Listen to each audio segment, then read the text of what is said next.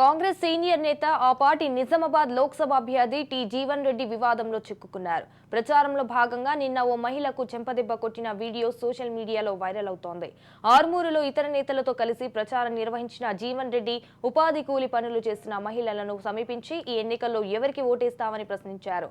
ఆమె వెంటనే పువ్వు గుర్తుకు అని చెప్పింది.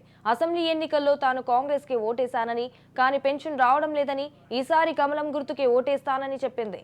దీంతో జీవన్ రెడ్డి ఒక్కసారిగా ఆమె చెంపపై కొట్టి ఏదో చెప్పడం వీడియోలో కనిపించింది. ఆయన చెంపదెబ్బ వేయగానే మిగతా నేతలు ఒక్కసారిగా నవ్వారు.